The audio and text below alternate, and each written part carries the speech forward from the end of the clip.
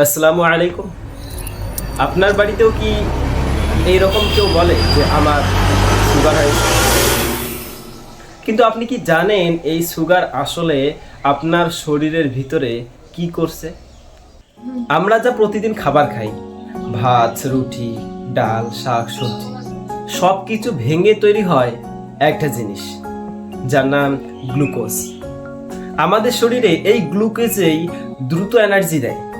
খাবার ডাইজেশন বা খাবার হজম হওয়ার পর এই গ্লুকোজ চলে যায় রক্তে এবং সেখান থেকেই শুরু হয় আসল খেলা। দেখুন, আমাদের শরীরে ছোট্ট একটা অঙ্গ আছে যার নাম প্যানক্রিয়াস। এই প্যানক্রিয়াসেই 3 ধরনের সেল থাকে, এক আলফা, বিটা এবং ডেল্টা সেল। আলফা সেল থেকে তৈরি হয় গ্লুকাগন হরমোন আর বিটা সেল থেকে তৈরি হয় ইনসুলিন হরমোন। ডেল্টা সেল এটি প্রিন্সিপাল করে, মানে রাজত্ব যাকে বলে। আলফা বিটাকে নিয়ন্ত্রণ করে এই ডেল্টা সেল। এই বিটা সেল থেকে যে ইনসুলিন হরমোন নিঃসৃত হয় না, তা হলো একটা চাবি। মনে করেন একটা তালার চাবি, যেটা হচ্ছে কোষের চাবি। এই ইনসুলিন হলো একটা চাবি যা গ্লুকোজকে সেলের ভিতরে ঢুকতে সাহায্য করে। আর আলফা সেলের গ্লুকাগন হরমোন ঠিক উল্টো। যখন আপনার রক্তে গ্লুকোজের পরিমাণ কমে যায়, তখন সে লিভার থেকে এক্সট্রা গ্লুকোজকে নিয়ে ছড়িয়ে দেয়, তাকে আপনি এনার্জি অনুভব করেন এবং এনার্জি পান। বিটা সেলের এই ইনসুলিন যদি ঠিকভাবে কাজ করে না, তাহলে আপনার রক্তে এক্সট্রা গ্লুকোজকে সে গ্লাইকোজেন রূপে জমিয়ে রাখতে পারে, লিভার, মাসেল, ব্রেইনে জমিয়ে রাখতে পারে। কিন্তু যখন এই ইনসুলিন হরমোন বা আলফা সেল যখন ঠিকভাবে কাজ করে না, তখনই হয় আপনার এই বিষাক্তকর রোগটি, যা সাইলেন্ট কিলার, ডায়াবেটিস।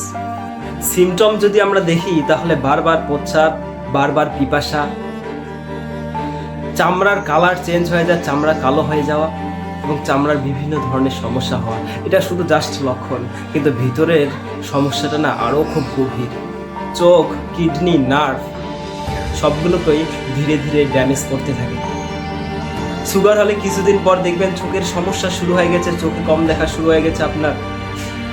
কোনো কিছু রাখলে মনে থাকতেছে না, নার্ভের সমস্যা হচ্ছে, বারবার প্রস্রাব এবং ত্বকের সমস্যা, মানে আপনার কিডনিতে অলরেডি ড্যামেজ শুরু হয়ে গেছে। এই চুপচাপ সাইলেন্ট কিলার হিসাবে চুপচাপ বসে থেকেই অটোমেটিকলি শরীরকে ড্যামেজ করে দেয়। এই জন্যেই এই রোগটার আমি নাম দিয়েছি সাইলেন্ট কিলার। কেউ কাউকে ডাইরেক্ট ধ্বংস করে, কিন্তু এ চুপচাপ বসে থেকেই মানুষকে ধ্বংস করে, তাই এই রোগটার নাম সাইলেন্ট কিলার।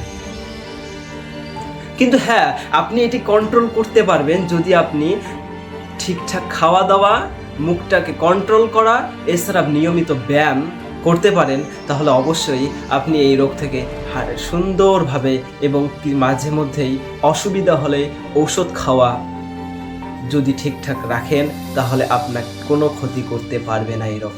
সুগার হলেই শেষ না। যদি আপনি এই রোগটাকে বোঝেন, তাহলে আপনিও আগের মতো স্বাভাবিক জীবনযাপন একদম সুন্দরভাবে করতে পারবেন। তো লেটস স্টার্ট লড়াই। কার সঙ্গে? সাইলেন্ট কিলারের সঙ্গে।